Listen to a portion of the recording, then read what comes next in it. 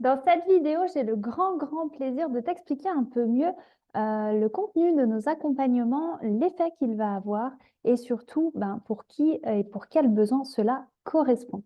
Comme tu le sais, D&M Home Styling est vraiment une start-up, un écosystème qui est unique au monde. Pourquoi? Parce que je suis toujours partie du besoin des gens et j'ai créé mes offres par rapport à cela. C'est totalement incohérent par rapport au marché habituel parce que normalement, on part d'un produit et on essaye après de le faire acheter aux gens. Nous, on a travaillé à partir des problématiques que l'on rencontre en réel à chaque étape du développement de notre carrière et de notre vie personnelle, puisque les deux sont évidemment très liés et on va toujours considérer l'individu de manière globale et complète dans tous nos services, dans tous nos accompagnements. Alors, DM Home Styling aujourd'hui sur ses volets d'activité est là pour former en priorité, pour permettre de donner les clés. Ensuite, pour permettre de rencontrer, de collaborer, de s'unir, pour gagner en force, pour trouver les bonnes personnes, pour commencer à tisser des liens positifs. Et ensuite, pour permettre aux gens de travailler donc là, de se retrouver autour des projets avec chacun ses compétences et de les appliquer, de les vendre et de commencer et continuer à en vivre et à être rentable avec cela. Alors là, je te présente les prestations qui sont dans justement cette école qui a été récemment ouverte au moment où je tourne cette vidéo. Alors, on tourne bien sûr autour de la décoration, l'aménagement, l'architecture d'intérieur. Et pas seulement, donc ça c'est à peu près 80% des personnes qui vont vraiment répondre à tous les critères, mais on a aussi des personnes qui sont proches du côté de thérapeutes, des créatifs et des sensibles qui justement peuvent aussi bénéficier de notre approche parce qu'on voit bien sur le marché qu'il y a deux types de personnes. Il y a les personnes qui pensent en linéaire, c'est binaire, c'est oui, non, c'est cartésien, c'est carré, c'est rationnel, on suit des notices, on suit des trames, on va dans l'ordre. Et c'est la grande majorité du monde actuel tel qu'on le connaît. C'est un profil plutôt yang, plutôt masculin, plutôt productif, plutôt on y va et puis marche et tais-toi. Si je caricature un petit peu. Bien sûr, on n'a rien contre ça. C'est très bien dans certains moments. Et on voit par contre que ça a une prédominance à l'heure actuelle. Et du coup, toutes les personnes qui sont, comme je l'ai décrit ici, thérapeutes, créatifs, sensibles, eh bien là, par contre, on ne va pas s'y retrouver parce que nous, notre profil, il est déjà en arborescence.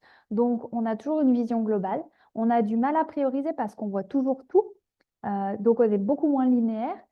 Souvent, on s'éparpille, on ne sait pas par où commencer. Et puis, surtout, la sensibilité va passer avant le rationnel. Donc, l'émotionnel est chez nous quelque chose qui va être un facteur de décision important. Or, pour un business, oui, mais pas que. Donc, toutes ces personnes-là vont avoir beaucoup plus de difficultés à appliquer les méthodes qui sont vendues en masse sur le marché de la formation. Voilà pourquoi, même si on va utiliser les mêmes préceptes, tout est remasterisé ici pour justement des profils créatifs, sensibles et orientés bien-être, bonheur humain, comme je le suis et comme le sont tous nos clients et comme l'est aussi notre équipe. Donc voilà une des grandes spécificités cachées qui fait aussi le secret de notre grande réussite, c'est qu'on a compris comment fonctionne ce second profil qui est en minorité, mais qui est en croissance, en pleine croissance, et on a adapté tout ce qu'il faut pour justement répondre à ces besoins-là. Alors aujourd'hui, ça passe par 3 étapes essentielles. C'est l'éveil, c'est la prise de conscience, c'est se rendre compte déjà de prendre connaissance des informations et de se connecter à cela. Ensuite, on va pouvoir transformer les choses. Une fois qu'on a fait l'état des lieux, on va pouvoir savoir ce qu'il faut changer, agir et aller par ordre. Donc, mettre en place cette fameuse transformation qui commence à un point et qui après s'étend sur la durée. Et de là, eh bien, les choses vont se matérialiser, vont se construire, vont se bâtir, vont se réaliser et vont prendre forme et vont du coup donner naissance à une nouvelle réalité qui va progressivement remplacer l'ancienne. Donc, rien ne se fait dans la matière avant d'être passé par l'étape de la prise de conscience et de l'intégration de cette transformation. Un des grands points, c'est qu'on va passer par la transformation. La donc, qui est un de nos programmes essentiels pour justement changer l'état d'esprit. Le but, c'est d'avoir un business qui réussit. Le but, c'est d'avoir une vie plus épanouie. Le but, c'est de vivre mieux, d'être plus en santé, d'avoir une vie plus heureuse, plus de bien-être. OK. Ça passe par nous à 100%. Ça passe par chacun est maître de sa vie, chacun configure et conditionne sa réalité à partir de sa boîte à idées là-haut. Et la transe permet de reprendre les commandes, reprendre le mental, savoir libérer ses peurs, comprendre ses fonctionnements, savoir se gérer. On redevient le pilote de sa vie avec la transe. Donc, quel que soit le souhait que l'on veut atteindre, quelle que soit notre situation actuelle, si on voit qu'il y a des blocages sur le chemin par rapport à nos mécanismes, par rapport à nos schémas, par rapport à nos croyances, par rapport à des choses qui se répètent, par rapport à toutes ces choses-là, prenons-les à la racine et allons regarder ce que nous projetons dans notre réalité et allons changer ça. Donc là, c'est vraiment le début, c'est les clés, c'est la recette de cette transformation intérieure de « Ok, là, je décide de changer mon monde. Peu importe quel axe, je décide de reprendre mon pouvoir et de changer mon monde. » Si on est OK avec ça, on est aligné avec ça, on est aux commandes, on est aux manettes de notre vie, c'est fantastique parce que là, on va vraiment pouvoir avoir un potentiel énorme sur toutes les autres choses qu'on va faire derrière. Donc ça, c'est important de le mesurer. Ensuite, on a la partie formation. Donc la formation home styling, c'est redécouvrir la déco, c'est se rendre compte de l'impact des formes, matières et couleurs, de l'environnement sur l'humain. C'est se connecter avec cette déco plus grande que nous. C'est mettre de l'humanisme dans notre déco, c'est ouvrir et connecter finalement toutes les sphères, tous les champs pour entreprendre une démarche holistique, inclusive. C'est aller à l'inverse de la déco de base qui elle, est configurée de l'extérieur vers l'intérieur et qui suit des tendances et des influences données par d'autres. Là, c'est redonner le pouvoir à l'humain et composer autour de lui la sphère qui va lui être favorable. C'est apprendre à décoder, c'est ce côté énergétique, c'est ce côté qui fait du bien, c'est ce côté où on va comprendre pourquoi quelque chose résonne ou résonne pas en nous, pourquoi il va nous apporter des good vibes ou des bad vibes, et comment se servir finalement de l'aménagement d'espace. Donc, qu'on soit déjà formé à la déco ou pas, si on a cette ouverture de cœur, si on a cet appel de l'âme, si on a cette envie de travailler en conscience, d'être dans une démarche profonde, d'aller plus loin, que ce soit pour soi ou pour son boulot, la formation home styling, c'est l'ouverture à ça. C'est vraiment cette connexion à plus grand que soi, à l'essentiel, j'ai envie de dire. Donc ici, on fait uniquement cette transformation. Et ensuite, on va pouvoir créer une activité à partir de ça. J'ai pris cette photo sur Internet, je ne connais pas cette personne, mais l'idée, c'est business holistique, c'est de créer son business, c'est de monter son activité, c'est de monter sa vitrine. Donc là, eh bien, il faut partir de soi. Vous le savez, je pars toujours à l'envers. On ne part pas de comment se fait l'activité, on part de soi. Qu'est-ce qu'on aime faire, qu'est-ce qu'on est capable de faire à l'instant T, qu'est-ce qu'on a envie d'offrir au monde, de donner. Et par rapport à ça, eh bien, on crée la stratégie autour. Donc, on crée une stratégie communication, marketing, vente. On structure aussi toute la partie administrative et juridique qui va être en cohérence avec le métier parce que dans ce métier qui est si vaste de la décoration et de l'aménagement d'espace, il y a mille et une façons de le décliner. On peut faire simplement du conseil, on peut acheter des objets, on peut emmener les gens dans les magasins, on peut gérer un chantier ou pas, on peut dessiner sur ordinateur, on peut dessiner à la main, on peut ne pas dessiner du tout. on peut avoir vraiment différents rôles, différentes casquettes. Et une des erreurs principales que je vois maintenant, c'est que les gens croient qu'on doit tout faire, qu'on doit être positionné sur toutes les prestations. Et résultat, on se retrouve tous à tout faire la même chose. Et puis, on le fait tous de manière moyenne. Donc, business holistique va aider à structurer son business, un business de cœur, un business de raison, un business d'âme, un business qui est aligné, qui est aussi nous venu du bien à nous en tant qu'humains, avec ce côté aussi intégration de toutes les parts de la vie avec notre business. Et que voilà, que tout soit vraiment harmonieux, trouver son écologie intérieure. Ça parle à peu près à 20% vraiment de l'activité d'éco, mais toute personne qui veut développer un business harmonieux, qui est créatif, qui est sensible, qui est réceptif justement à ce côté humain, à cet équilibre, à cette énergie, va vraiment trouver des clés exceptionnelles en vente, en marketing, en communication, pour savoir justement quels outils, quelles stratégies choisir et comment avancer dans cet océan immense que nous avons face à nous. Donc là, on trouve vraiment son unicité là-dedans.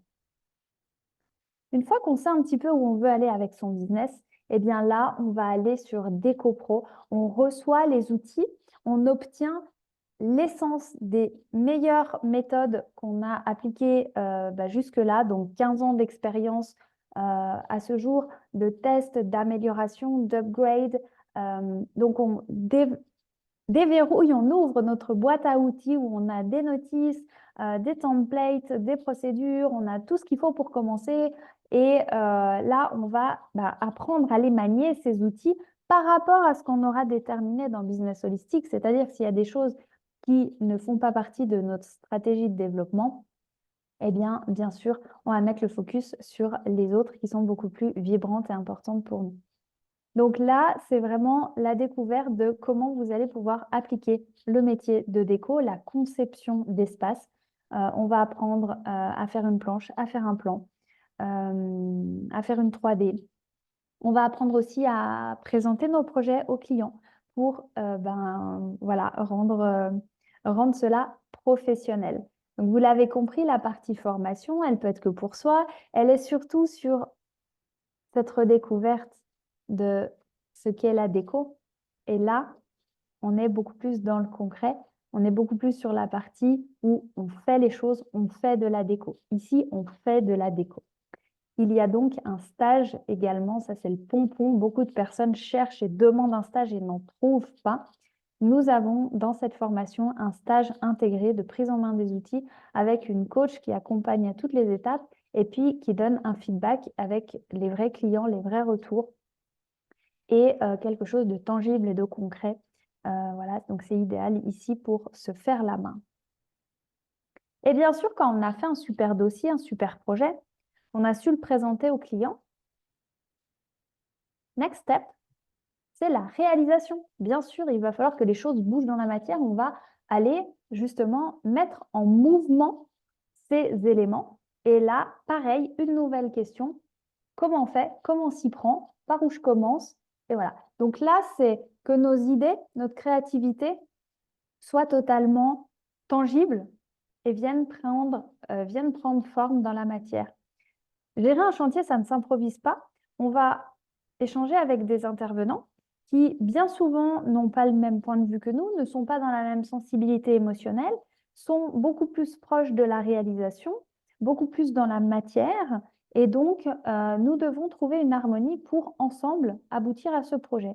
Donc, il va falloir passer par plusieurs étapes. C'est déjà de déterminer, donc de décrire les étapes de transformation, descriptifs travaux, descriptifs mise en œuvre, etc. C'est de planifier sur la durée. C'est de gérer l'argent, donc les budgets, budgétiser. C'est aussi de savoir choisir les bons partenaires, aller chercher les personnes et puis créer la bonne équipe et emmener toutes ces personnes vers un aboutissement qui est magique.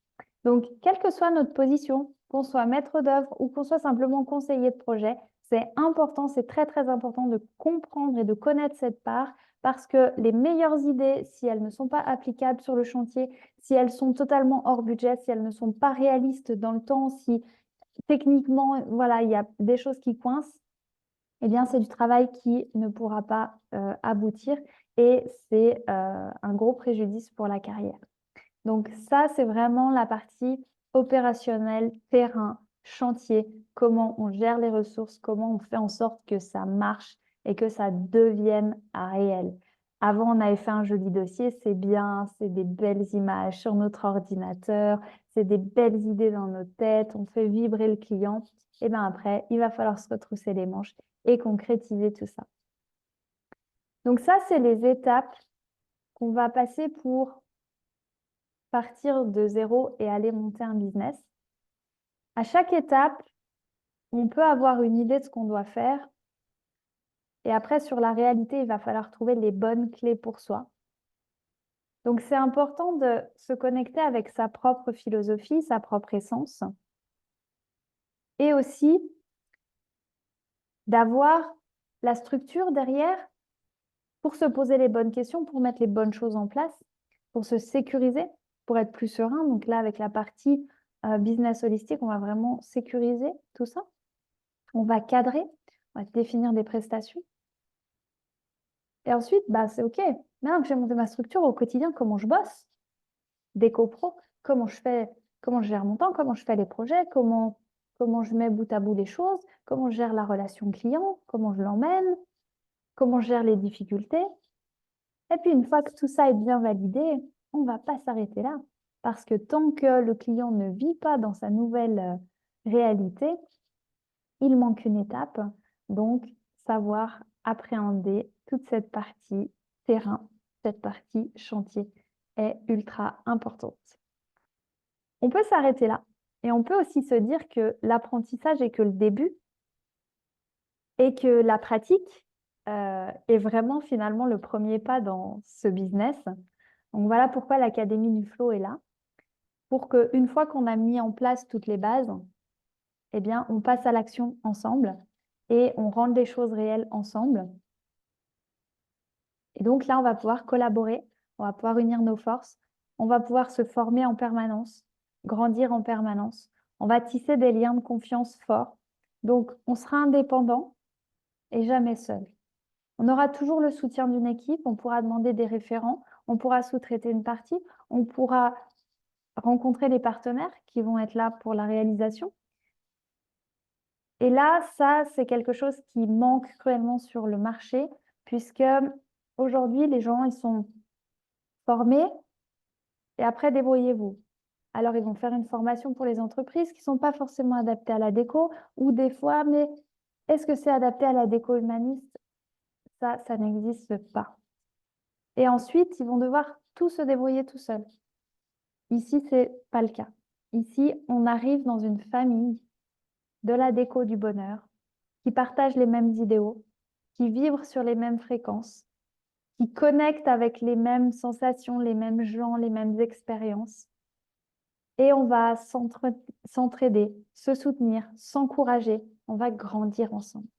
Voilà à quoi sert l'Académie du Flow avec ces deux variantes selon nos besoins du moment. Donc, vous l'avez compris. Mon but avec DM Home Styling et tout ce que j'ai compris, c'est que chacune puisse danser dans sa vie, puisse danser dans le flow, peu importe les circonstances, peu importe les challenges, parce que oui, il y en a des challenges. Le métier, les personnes ont tendance à l'idéaliser, à se dire « Ah, je vais faire de la déco » et à voir que le côté sympa. Il y en a plein des challenges.